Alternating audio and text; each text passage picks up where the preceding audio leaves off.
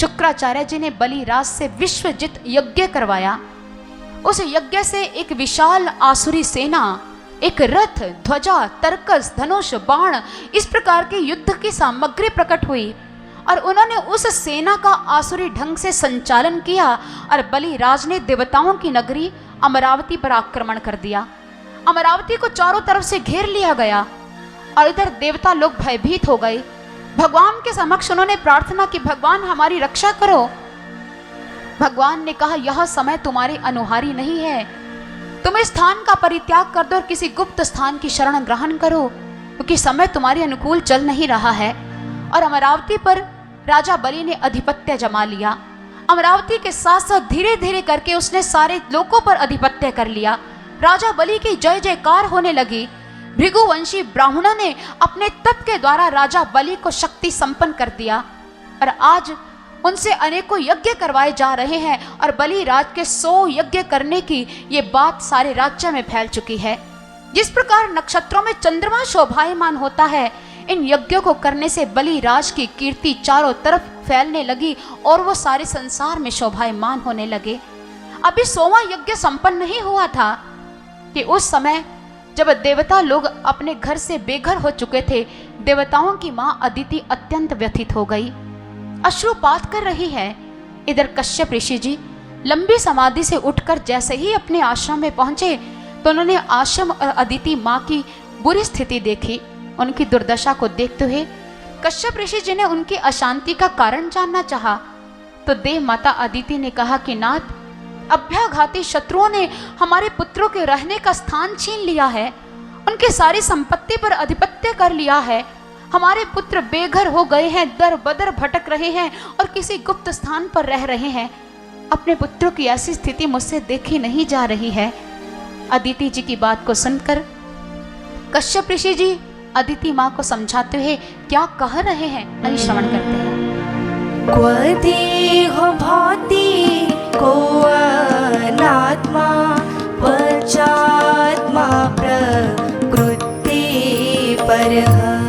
क्व देहो भाति को अनात्मा पचात्मा प्रकृति परः।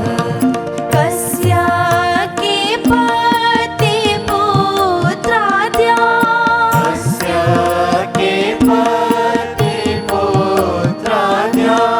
मोह एव हि कारणम्।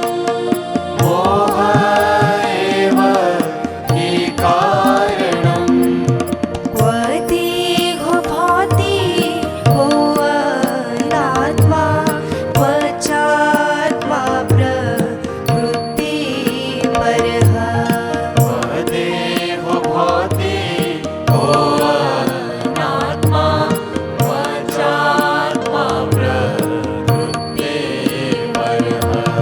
पचात्मा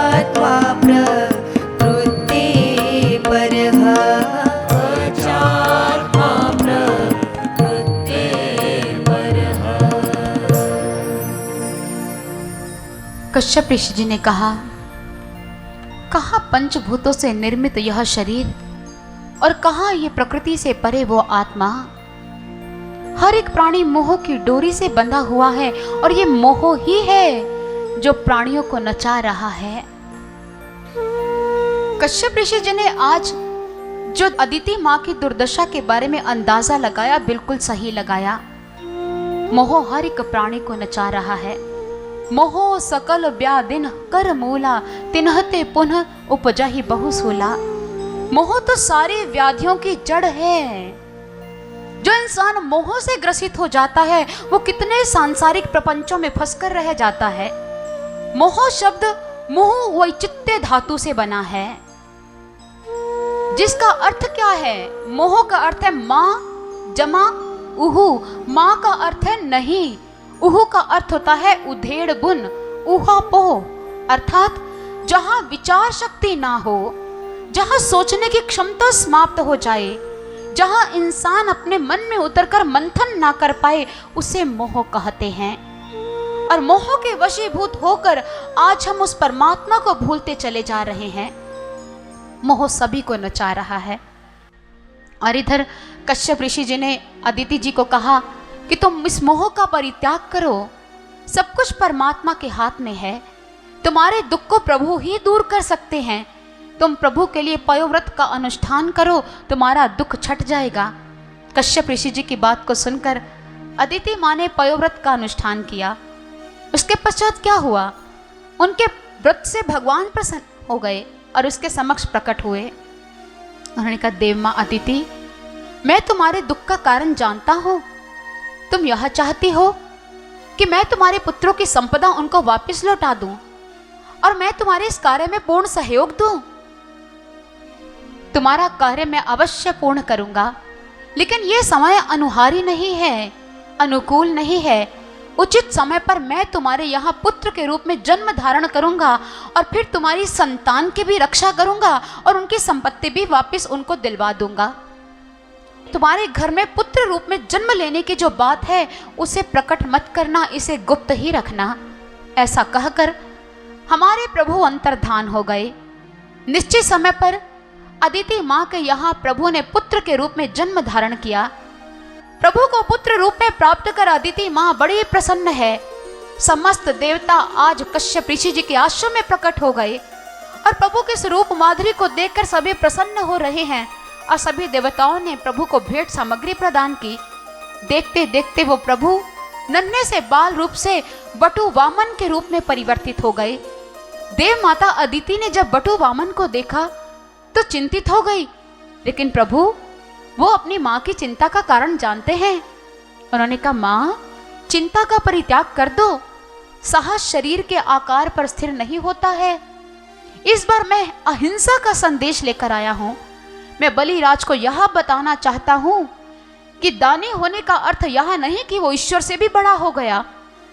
मैं बलिराज के अभिमान का खंडन करूंगा और मां, मैं तुम्हारे पुत्रों की रक्षा करने में समर्थ हूं, तुम चिंता का परित्याग कर दो। और ऐसा कहने के पश्चात बटु वामन अपनी मां से आज्ञा ले अपने हाथ में छत्र दंड कमंडल ले चल पड़े बलिराज की यज्ञशाला की ओर, जहां बलिराज अपना 100वां अश्वमेध यज्ञ संपन्न कर रहे थे। जैसे बलिराज ने यह देखा कि एक बटु वामन यज्ञशाला की ओर आ रहे हैं, उनको देखते ही उन्हें ऐसे लगा जैसे सारे ऋषियों की तपस्या मूर्तिमान होकर उनके समीप आ रही हो। भृगुवंशी ब्राह्मण अपने स्थान पर से खड़े हो गए। सभी ने उनका स्वागत सत्कार किया। बलिराज ने उनके समीप जाकर उनके चरण प्रक्षालित किए और तदुपरांत बलिराज ने अपने मन की बात कहते हुए कहा, प्रभु, हे बटु वामन, मुझे ऐसा लगता है कि आपके चरण प्रक्षालित करने के पश्चात मेरा मन शुद्ध हो गया है, मेरे सारे पाप धुल गए हों। आप कौन हैं? आप ब्राह्मण ही दिखाई दे रहे हैं, तो क्या आप भी अन्य ब्राह्मणों की तरह मुंह मांगा दान पाने आए हैं? बटु वामन ने हाँ में सिर हिला दिया। बलिराज ने कहा, हे बटु वामन, आपको जो चाहिए आप मुझसे मांग सकते हो। बलिराज की बात सुनकर बटु वामन ने कहा, बलिराज, जो सुना था वो सत्य ही निकला। तुम्हारे वंश में एक भी ऐसा पुरुष नहीं हुआ है जो शत्रु के ललकारने पर मुख मोड़कर वापस लौट गया हो। तुम्हारे वंश में एक भी ऐसा कृपण पुरुष नहीं हुआ है जो किसी व्यक्ति को, किसी याचक को खाली हाथ लौटा दे। और ये गुण मुझे तुझ में भी दिखाई दे रहे हैं। तुम में अपने पिता महाप्रहलाद जैसी भक्ति है, तुम में अपने पिता विरोचन जैसी उदारता है, जिन्होंने ब्राह्मण वेश में आए इंद्र को अपना आयुष्य प्रदान कर दिया था। तुम में अपने प्रपितामह हिरण्यकशिपु जैसा बल भी है। बलिराज ने कहा, आप दिखने में तो छोटे से बालक जान पड़ते हैं, तो आपको मेरे पूर्वजों की कहानी कैसे पता चली? आपके पास इतना ज्ञान कहाँ से आया? प्रभु उनसे मुंह मांगा वर पाने के लिए प्रशंसा के सेतु का निर्माण कर रहे थे, लेकिन यहाँ प्रभु भक्त के द्वारा पकड़े गए। कई बार चतुर को चतुर व्यक्ति मिल जाते हैं। कहते हैं कि एक बार एक मालिक था, उसके यहाँ एक नौकर था जो रसोई संभालता था, बाकी घर के अन्य कार्य भी देखता था। तो मालिक ने अपने नौकर की कार्यशैली को देखा, उसका काम अच्छा लगा, उसे अपने पास सदा के लिए ही रख लिया। लेकिन नौकर को जब यह लगा कि यहाँ तो ऐश्वर्य के परिपूर्ण साधन है, मालिक को तो मैं बहुत पसंद हूँ, मालिक को मेरे कार्य भी अच्छे लगते हैं, नौकर थोड़ा थोड़ा बिगड़ता चला गया। मालिक को लगा अब इसे दंड देना पड़ेगा, बिना दंड के ये बिगड़ जाएगा और मालिक के दंड देने का जो अंदाज था वो बड़ा निराला था। आज मालिक ने नौकर को बुलाया और यह कहा कि आज घर में भोजन नहीं बनेगा। नौकर को भूख बहुत लगती थी, उसे खाना पीना बहुत अच्छा लगता था। उसने कहा मालिक खाना नहीं बनेगा? कहते हाँ आज घर में भोजन नहीं बनेगा। मालिक कहते भोजन बनेगा तो सीधा रात को बनेगा और मेरे सामने बनेगा। मालिक तो सुबह कुछ नहीं ना? कुछ नहीं। मालिक दोपहर को भी नहीं खाएंगे? मालिक चूहे पेट में। तो क्या हो गया, आज उन्हें भी कूदने दो, सारा दिन तुम उछलते कूदते हो, आज उनको नाचने दो। ठीक है मालिक आज सारा दिन घर पर हैं, नौकर पर कड़ी निगरानी है, कुछ खाता तो नहीं। जैसे रात हुई तो मालिक ने कहा चलो अब कुछ बनाते हैं। मालिक क्या बनाएंगे? खीर बनाएंगे। खीर बनाओ? हाँ हाँ बिल्कुल खीर बननी चाहिए। चावल लाओ, दूध लाओ, सब कुछ लाया गया। मालिक ने उसमें बादाम, किशमिश, सब तरह के अच्छे सूखे फल भी डाले और बड़ी अच्छी अच्छी गंध आ रही है खीर से। मालिक शुरू करें, आप जल्दी जल्दी ग्रहण कीजिए ताकि फिर मैं भी ग्रहण कर पाऊँ। मालिक ने कहा मैंने यह थोड़ी ना कहा था कि रात को भोजन करेंगे, रात को भोजन बनेगा, मैंने तो ये बात कही थी। मालिक तो खीर का क्या, खीर रख दो, ठंडी जब होती है तो ज़्यादा स्वादिष्ट लगती है, इसे ठंडा होने दो, फिर इसे फ्रिज में रख देना, सुबह जब नाश्ता करूँगा तब खीर खाऊंगा, फिर तुझे मिलेगी। बार बार बेचारा अपनी जीभ अपने होठों पर फेर रहा है, भूख भी बहुत लगी है, करे तो क्या करे। अब मालिक बड़ा चालाक है, बड़ा विचित्र तरह का दंड दे रहा है, अपने नौकर कर रख देना और तुम सो जाओ, मैं भी सो रहा हूँ। तुझे जो स्वप्न आएगा तू मुझे सुनाना, मुझे स्वप्न आएगा मैं सुनाऊंगा, जिसका स्वप्न अच्छा होगा वही सारी खीर का प्राशन करेगा। मेरा मालिक अगर स्वप्न ना आया तो फिर नहीं मिलेगी खीर। ठीक है मालिक, दोनों सोने के लिए चले गए।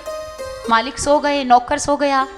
सुबह हुई तो मालिक ने नौकर को बुलाया, कहते मुझे एक बहुत अच्छा स्वप्न आया, इतना बढ़िया स्वप्न आया मुझे कि मैं एक बहुत बड़ा राजा हूँ और मैं राज दरबार में एक सिंहासन पर आसीन हूँ और सारा राज दरबार प्रजाजनों से भरा हुआ है, मेरी जय जयकार किए जा रहे हैं और इतने लोग मेरी जय जयकार कर रहे हैं कि मेरे दरबार में तिल धरने की जगह नहीं है। देखा मैं अपनी सारी प्रजा का राजा था, ऐसा कोई स्वप्न हो सकता है? इससे बढ़िया स्वप्न ही नहीं हो सकता। अपना स्वप्न सुनाओ। कहते मालिक मैं तो राजा नहीं था स्वप्न में। कहते फिर क्या? मेरे पास तो रात को बहुत बड़े बड़े भूत आए, फिर मालिक वो मुझे डराने लग गए और साथ साथ मैंने विचित्र आकृतियां भी देखी, ऐसे लोग खूंखार भी देखे जिनके हाथों में तलवारें थी, उन सभी ने मुझे घेरा हुआ था। फिर क्या हुआ? अरे देखा मेरा स्वप्न ज्यादा अच्छा था और तुम्हारा? मालिक वो तो आपका अच्छा था, सुनिए तो सही। फिर क्या हुआ? जिसके हाथ में तलवार थी उसने मेरी गर्दन पर तलवार रख दी। उसने कहा कि तू इसी वक्त इस सारी खीर को खा जा, नहीं तो मैं तुम्हारी गर्दन धड़ से अलग कर दूंगा। मालिक उस तलवार से डरते हुए, अपनी गर्दन के कटने से डरते हुए मैं सारी खीर खा गया। कहते मूर्ख, उस समय तू दौड़कर मेरे पास नहीं आ सकता था। मालिक आया था, आपके राज दरबार में बहुत भीड़ थी, तिल धरने की जगह भी नहीं थी, कैसे आता? चतुर को चतुर मिल गए। कई बार चतुर को चतुर मिल जाते हैं और आज हमारे बटू वामन ने चतुराई का इस्तेमाल करते हुए प्रशंसा के सेतु का निर्माण किया था कि बलिराज मुंह मांगा वर देंगे। तो बलिराज ने चतुराई को पकड़ते हुए कहा, आप तो छोटे से बालक हैं, आपको इन सारी बातों का ज्ञान कहाँ से हुआ? तो बटू वामन ने अपने आप को बचाया। बात यह है कि मैंने संतों महापुरुषों के मुख से सुना है, लोगों के मुख से सुना है, बचपन से ही आपके वंश की कहानियां सुनता आ रहा हूँ, इसलिए मुझे इन बातों की जानकारी है। मैं तो आपसे दान प्राप्त करने हेतु आया हूँ। बलिराज ने कहा, आपको जो चाहिए आप मुझसे मांग सकते हो। बटू वामन ने कहा, देखिए बलिराज, आप वचन दे रहे हैं, वचन से फिर मत जाना। बलिराज ने कहा, जिन लोगों ने बलिराज से दान स्वीकार किया है वो लोग साक्षी हैं, जिन हाथों ने बलिराज से दान लिया है वो हाथ साक्षी हैं, जिन लोगों ने बलिराज को दान देते देखा है वो नेत्र साक्षी हैं कि बलिराज जब संकल्प करता है तो अपने संकल्प से फिरता नहीं है।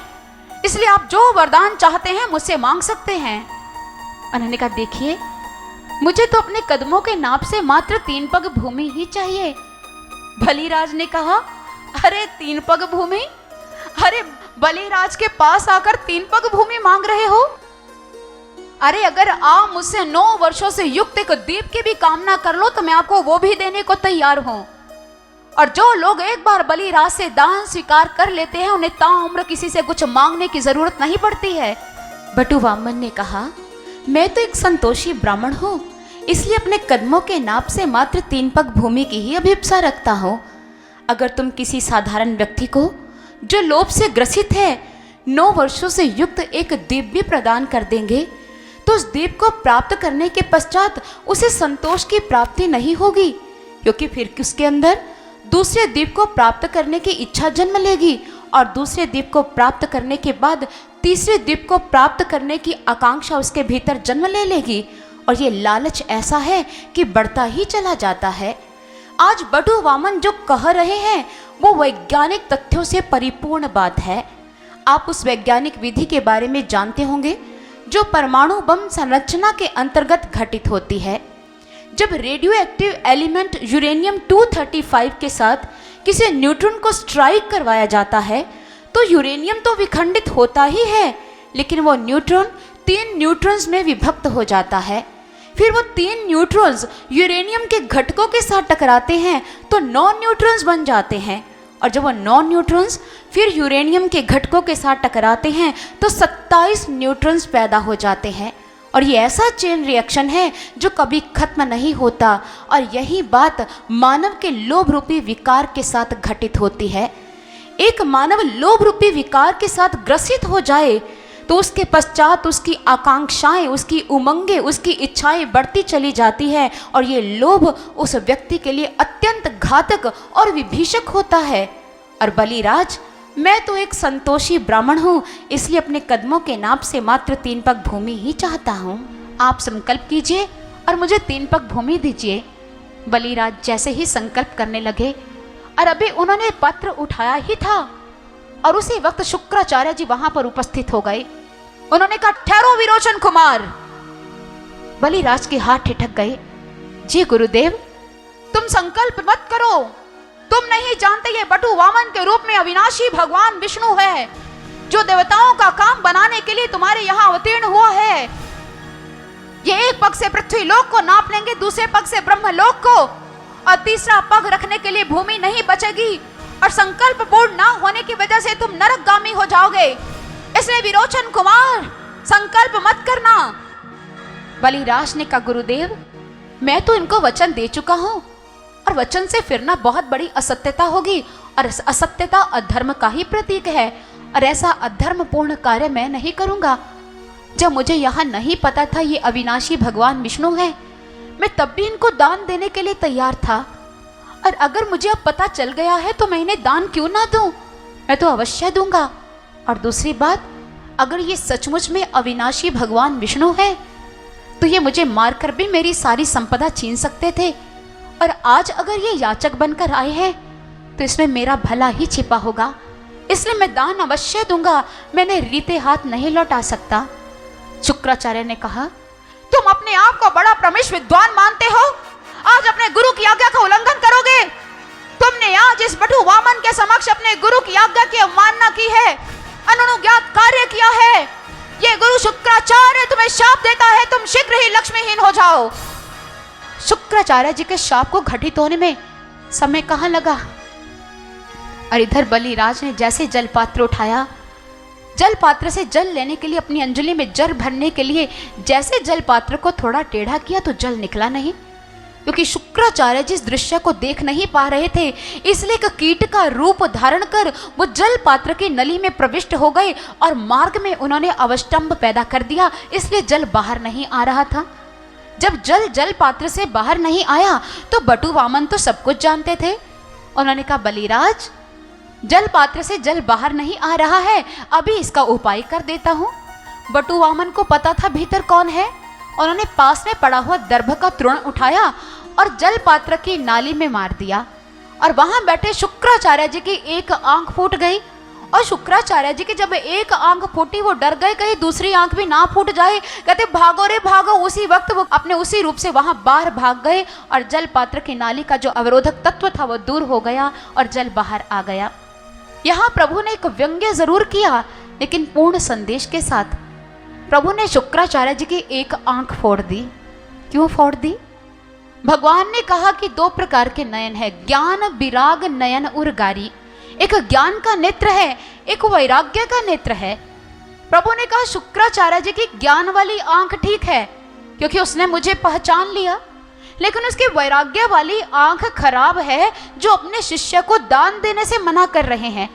और जब उसकी वैराग्य वाली आंख खराब है ही तो मैं फोड़ देता हूँ, ताकि लोगों को भी पता चले कि ये ज्ञान वाला शुक्राचार्य है, इसके अंदर वैराग्य लेश मात्र भी नहीं है। और ऐसे वैराग्य शून्य ज्ञानी जो होते हैं वो परमात्मा को प्रिय कहाँ होंगे? क्योंकि जो ब्रह्म ज्ञान है वो मानव में वैराग्य को पैदा करता है, फिर वो परमात्मा की रजा और कृपा को स्वीकार करता है। भगवान कहते हैं वैराग्य शून्य ज्ञान की कोई आवश्यकता नहीं है। ज्ञान वो चाहिए जो तुम्हारे अंदर शाश्वत वैराग्य को भी जन्म दे दे। इसलिए प्रभु ने यह व्यंग्य किया पूर्ण संदेश के साथ। इधर जल पात्र की नली से जैसे जल बाहर आया, उसी वक्त उन्होंने संकल्प किया। संकल्प पूर्ण होते ही इधर हमारे बटु वामन ने विशाल रूप धारण कर लिया।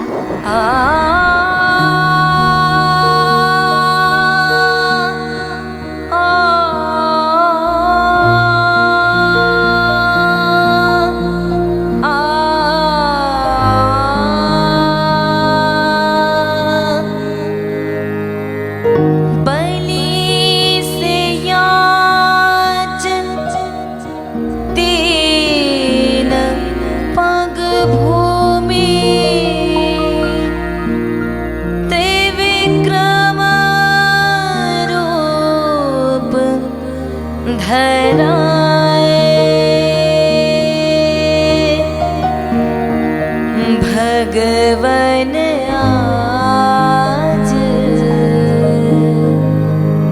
बलि घर आए।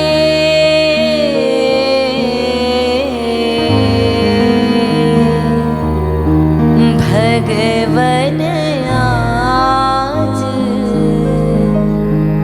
बलि घर आए।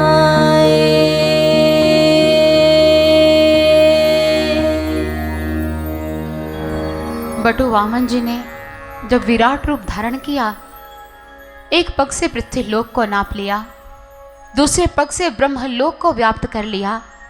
तीसरा पग रखने की जब जगह ना मिली तो उन्होंने बलिराज को वरुण पाशों से बांध दिया और यह कहा कि बलिराज फिर गए ना अपने वचन से, बताओ मैं अपना तीसरा पग कहाँ रखूं? बलिराज ने कहा कि प्रभु पदं तृतीय कुरुं शीर्षणिं में निजं, आप अपना तीसरा ये पवित्र चरण कमल मेरे इस अभिमानी मस्तक पर रखिए प्रभु, इस अभिमानी मस्तक पर। और प्रभु ने अपना तीसरा चरण कमल बलिराज के मस्तक पर रखा और बलिराज ने अपना संकल्प पूर्ण किया। इधर भगवान ने बलिराज को कहा कि बलिराज तुम्हारी सारी संपदा अब मेरी हो गई है, तुम्हारे पास कुछ नहीं रहा। तुम जानते हो मैंने ऐसा क्यों किया? बलिराज जब तुमने जीवन का प्रारंभ किया था तो बहुत सुंदर किया था, लेकिन तुम जीवन के चौराहे पर पहुंचे तो तूने उस मार्ग का चयन किया जहां न सत्य का डेरा था न धर्म का डेरा था। ये वो मार्ग नहीं था जो मेरे भक्त प्रहलाद की भक्ति का मार्ग था। तूने उस मार्ग पर पग रखा जो हिरण्यकशिपु की प्रवृत्ति का मार्ग था, जिसको मारने के लिए मुझे नृषि रूप धारण करना पड़ा। तूने उसी मार्ग पर कदम रख लिया। अपने अंश में, अपने भक्त में मैं इस प्रकार की विकृतियां कैसे सहन कर सकता था? एक कुम्हार कब चाहता है कि उसके बनाए हुए पात्र की सारे संसार में निंदा हो? कुम्हार जब ये देखता है कि पात्र में त्रुटि है तो उस पात्र को तोड़ता है, उसको फिर से उसका निर्माण करता है, उसे तपाता है और फिर उसका श्रृंगार कर समाज के सामने रख देता है। एक स्वर्णकार जब किसी आभूषण का निर्माण करता है और आभूषण सुंदर ना हो और लोग उसकी सुंदरता के बारे में चर्चा भी ना करें तो स्वर्णकार को यह पसंद नहीं है। वो स्वर्ण आभूषण को गला देगा, उसे तपाएगा उसको फिर से सांचे में ढालेगा, उसे सुंदर रूप देगा। मैंने भी जब ये देखा कि मेरे बलिराज में, मेरे अंश में इतनी विकृतियां आ गई है, तो मुझे तुझे तोड़ने के लिए ये सब कुछ करना पड़ा बलिराज, सब कुछ करना पड़ा। मैं नहीं चाहता कि मेरे भक्त रूपी पात्र की भी सारी समाज में निंदा हो, मेरे भक्त रूपी आभूषण की कोई निंदा करे, इसलिए उसे संसार की निंदा से बचाने के लिए मुझे ये कर्म करना पड़ता है। तुम्हारे निर्माण के लिए मुझे ये करना पड़ा। बलिराज ने हाथ जोड़ लिए, कहा प्रभु आप जो करते हो सही करते हो, आपने मुझे जो दंड दिया है बिल्कुल उचित है प्रभु। हम लोग तो धन के मद में मतवाले हो जाते हैं और लोगों का, संतों का, भक्तों का तिरस्कार करने लग जाते हैं। आपने मुझसे धन छीनकर प्रभु बहुत अच्छा किया। ये दंड जीव मात्र के लिए वांछनीय है प्रभु। हमारे माता पिता तो मोह के वशीभूत होने की वजह से वो हमें दंडित नहीं करते थे, इसलिए अवगुणों की फसल हृदय में पनप गई होगी। लेकिन आप तो परम पिता हो, आप तो जगत माँ हो, आप तो हमें दंडित करके भी हमारा सुंदर निर्माण करेंगे प्रभु, मुझे पता है। प्रभु आपने जो किया उचित ही किया। मैं प्रसन्न हूं कि मेरे प्रभु ने मुझे इसे योग्य तो समझा कि स्वयं निर्माण करने चले आए। प्रभु ने कहा बलिराज मैं तुम्हारे समर्पण भाव से प्रसन्न हुआ हूं। बलिराज क्या चाहिए, जो चाहिए मुझसे मांग सकते हो। बलिराज ने हाथ जोड़कर कहा प्रभु तुम चाहो तो माला माल कर दो, तुम चाहो तो सब कुछ छीन लो। प्रभु हमारे हाथ में क्या है, सब कुछ तुम्हारे हाथ में है। लेकिन मुझे इस बात की खुशी है कि तुमने हमें अपना खिलौना तो माना, अपने इस भक्त के साथ खेल तो खेला। एक बच्चा जब खिलौनों के साथ क्रीड़ा करता है तो अपने खिलौनों को संभाल कर रखता है, कहीं मेरा खिलौना टूट ना जाए। और बच्चे से वो खिलौना टूट भी जाता है। लेकिन मुझे आशा है कि आप अपने इस खिलौने को टूटने नहीं देंगे, आप अपने इस खिलौने को संभाल कर रखेंगे। और अगर मेरे किसी कर्म की वजह से आपको इस खिलौने को तोड़ना भी पड़े प्रभु, तो संकोच मत करना, आपके तोड़ने में भी निर्माण छिपा होता है। मुझे इस बात की खुशी होगी कि मैं अपने प्रभु के हाथों का खिलौना तो बन पाया। और प्रभु अगर ये खिलौना टूट गया तो मुझे तो कुछ नहीं होगा, लेकिन आप ये जरूर कहोगे कि मेरा खिलौना टूट गया है, मैं किसके साथ खेल खेलूं प्रभु, किसके साथ खेल खेलूं। लेकिन मैं इस प्रसन्नता के साथ आज मैं अपने उद्गार व्यक्त कर रहा हूं कि मैं आपका खिलौना हूं, धूली से सना प्रभु, छोटा सा फुहारा हूं, दुखी हूं, दीन हूं, लाचार बेसहारा हूं। अपने चरणों से कभी दूर मत करना, ये इल्तिजा है मेरी। जीवन की बाजी हारा, पथिक मारा मारा हूं। जीवन एक खेल है और मैं खिलौना तुम्हारा हूं, मैं खिलौना तुम्हारा हूं।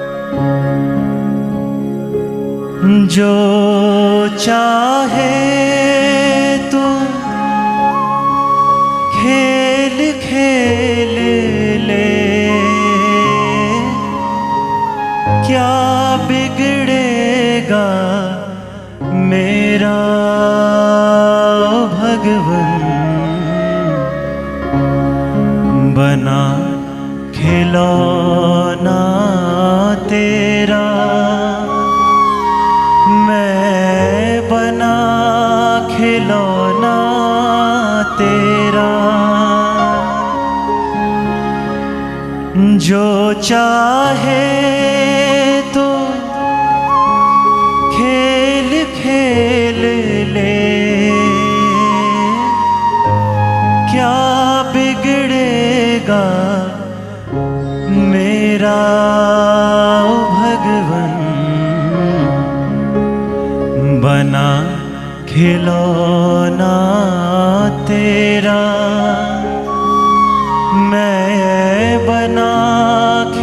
खिलौना तेरा। खुद खेलो चाहे औरों को भी इसमें संग मिलाओ।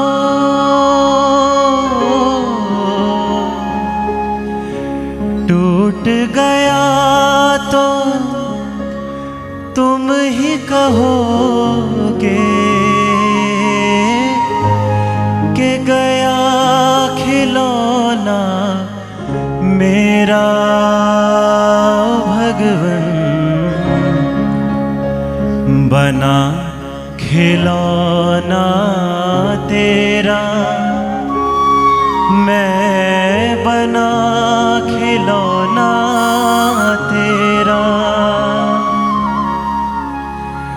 प्रीति मेरे संग करना चाहे, ठोकर से ठुकराना।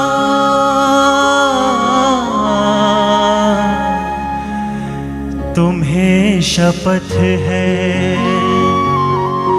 मेरे प्रभु जी, मुझको भूल न जाना।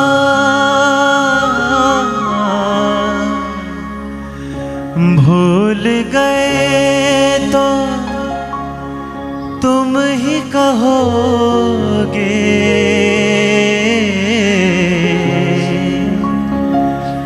भूल गए तो तुम ही कहोगे कि कौन बनेगा मेरा भगवन। बना खिलौना तेरा, मैं बना खिलौना तेरा। आओ मिलकर खेल दो खेले, देखे दुनिया सारी।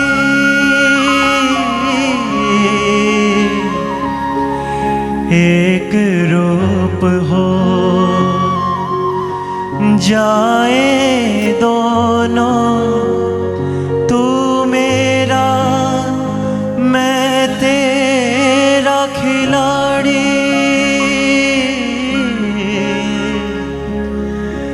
गाए खुशी से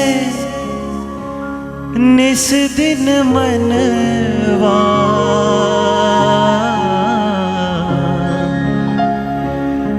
गाए खुशी से निस दिन मनवा। तू मेरा मैं तेरा भगवन। बना खिलौना तेरा, मैं बना खिलौना तेरा। जो चाहे तो खेल खेल ले, क्या बिगड़ेगा मेरा भगवन। बना खिलौना तेरा, मैं बना खिलौना तेरा।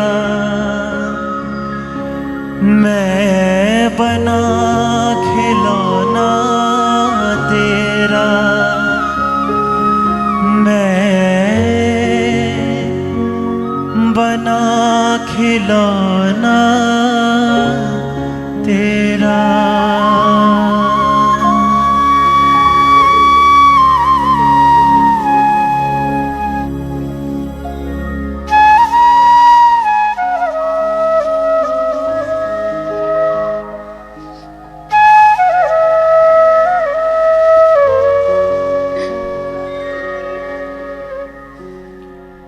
बलिराज के ऐसे सुंदर विचारों को श्रवण कर भगवान उनसे बहुत प्रसन्न हुए और उन्होंने कहा, बलिराज, मैं तुम्हारे समर्पण भाव से प्रसन्न हुआ, मुझसे कुछ मांगो, मेरी प्रसन्नता के लिए मुझसे कुछ मांगो।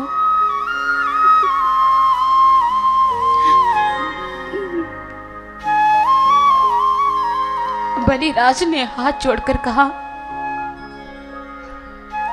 हे प्रभु, मेरे मन में किसी वस्तु की कामना नहीं है। अगर आप देना ही चाहते हो तो इतनी कृपा मुझ पर अवश्य करना, मुझे अपने चरणों से कभी दूर मत करना। हर पल हर घड़ी तुम्हारे दर्शन आते जाते प्राप्त करना चाहता हूं, अपने दर्शनों से वंचित मत करना प्रभु, अपने चरणों से मुझे दूर मत करना। प्रभु ने प्रसन्न होकर बलिराज को यह वरदान भी दे दिया। इतने में वहां पर प्रहलाद जी उपस्थित हो गए। प्रहलाद ने कहा, वाह प्रभु वाह, जैसा आपका देना सुंदर वैसा आपका लेना भी सुंदर। मैं जानता था कि बलिराज के अभिमान को आप ही नष्ट कर सकते हैं, इसको सन्मार्ग पर आप ही ला सकते हैं प्रभु, और आपने सचमुच वो कर भी दिखाया। इतने में बलि की पत्नी विंध्यावली वहां पर उपस्थित हुई और उसने कहा, प्रभु, आप खेलने के लिए संसार की रचना करते हो, लेकिन हम लोग अभिमान से चूर होकर अपने आप को इस जगत का स्वामी मानने लग जाते हैं। तुम्हारी माया से मोहित होने की वजह से तुमको ही भूल जाते हैं। हमारी अपराध क्षमा कर दो प्रभु, क्षमा कर दो। इतने में ब्रह्मा जी वहां पर उपस्थित हुए। उन्होंने कहा, प्रभु, बलि ने अपना सर्वस्व आपको दे दिया है, अब इसे वरुण पाशों से मुक्त कर दीजिए। भगवान ने कहा, मैं बलिराज से प्रसन्न हूं ब्रह्मदेव। बलिराज ने अपना सब कुछ मुझे सौंपकर मेरे प्रेम का वो पात्र बन चुका है, और मैं बलिराज को वो देने जा रहा हूं जो देवताओं के लिए भी दुर्लभ है। देवताओं के लिए अति दुर्लभ सुतल लोक का स्वामी मैं बलिराज को बना रहा हूं। वहां ये अपने संबंधियों के साथ निवास करेगा। मैं जानता हूं कि इसने अपने आप को मिटा दिया। अपने गुरु के शाप से वे ये भयभीत नहीं हुए, लेकिन अपना संकल्प इसने पूर्ण किया है। इसलिए मैं बलिराज पर प्रसन्न हूं। इसने मेरी प्रसन्नता को अपने समर्पण भाव से प्राप्त किया है। सवर्णी मनवंतर में ये मेरे परम भक्तों में माना जाएगा। जाओ बलिराज, जाओ जाओ, तुम सुतल लोक में अपने संबंधियों के साथ निवास करो। और इस प्रकार बलिराज ने अपने प्रभु की आज्ञा का पालन किया। बलिराज ने आज जो अपने प्रभु को 3 पग भूमि दी थी, वो 3 पग क्या थे? तन, मन और धन। जब एक मानव अपना तन, अपना मन, अपना धन प्रभु के चरणों में अर्पित करता है, अपने मय को मिटा देता है, भगवत स्मृति गहन कर मय का स्थान तू को दे देता है, तो प्रभु की कृपा का पात्र अवश्य बनता है, जैसे आज बलिराज बने। और इधर बलिराज को प्रभु वरदान दे चुके थे कि उसे आते जाते हर समय उन्हें प्रभु के दर्शन होने हैं, और इसलिए प्रभु को बलि का द्वारपाल बनना पड़ा। श्री लक्ष्मी जी इधर इंतजार कर रही है कि मेरे प्रभु देवताओं को उनकी संपत्ति वापस दिलवाने के लिए गए थे, लेकिन खुद कहां चले गए, वापस लौटकर क्यों नहीं आए। देवर्षि नारद जी के द्वारा उन्हें पता चला कि भगवान बलिराज के द्वारपाल बने हुए हैं, क्योंकि यही वो स्थान था जहां आते और जाते प्रभु के दर्शन हो सकते थे। अपने पति को उस बंधन से मुक्त करवाने के लिए श्री लक्ष्मी जी ने सुंदर सी स्त्री के रूप में अपने आप को परिवर्तित किया और चल पड़ी बलिराज के उस लोक में। और जैसे वहां पर पहुंची तो बलिराज ने एक सुंदर स्त्री को जब दूर से आते देखा, तो सुंदर स्त्री को देखकर बलिराज के अंदर कुभाव जागृत नहीं हुआ। बलिराज ने उस सुंदर स्त्री को जब देखा तो उनके मन में इस विचार ने जन्म लिया कि यह सुंदर स्त्री, ऐसा लग रहा है कि मानो मेरी बहन मुझसे मिलने के लिए आ रही हो। और जब यह वक्तव्य स्वयं सुंदर स्त्री अर्थात माँ लक्ष्मी जी ने श्रवण किया तो माँ लक्ष्मी ने इसी अवसर को संभाल लिया। झट से अपनी साड़ी का पल्लू फाड़कर बलिराज की कलाई पर रक्षा सूत्र बांध दिया और उन्होंने कह दिया कि अगर आप मुझे अपनी बहन मानते हैं तो मैं भी आपको अपना धर्म भाई मानती हूँ। बलिराज ऐसी बहन को प्राप्त कर अत्यंत प्रसन्न हुए और कहा, बहन अपने भाई से जो चाहती हो तुम मांग सकते हो। सुंदर स्त्री ने कहा कि भ्राताश्री अगर आप देना ही चाहते हो तो मुझे अपना द्वारपाल दे दो। बलिराज ने कहा, द्वारपाल? अपने भाई से द्वारपाल मांग रही हो? क्या तुम्हारा कोई संबंधी लगता है? ये मात्र मेरा संबंधी ही नहीं है, ये तो मेरे जीवन का सार है, मेरे जीवन का आधार है, ये तो मेरे सर्वस्व हैं। और जब बलिराज ने द्वारपाल को उनके हाथों में सौंप दिया तो उसी वक्त सुंदर स्त्री ने स्वयं को श्री लक्ष्मी जी के रूप में परिवर्तित किया और द्वारपाल ने नारायण रूप में अपने आप को परिवर्तित किया और प्रभु ने अपने सुंदर दिव्य अलौकिक रूप के दर्शन बलिराज को कराए और माँ लक्ष्मी और नारायण प्रभु के दर्शन कर बलिराज प्रसन्न हुए और लक्ष्मी जी अपने पति अर्थात अपने नारायण को लेकर वहां से चल पड़ी।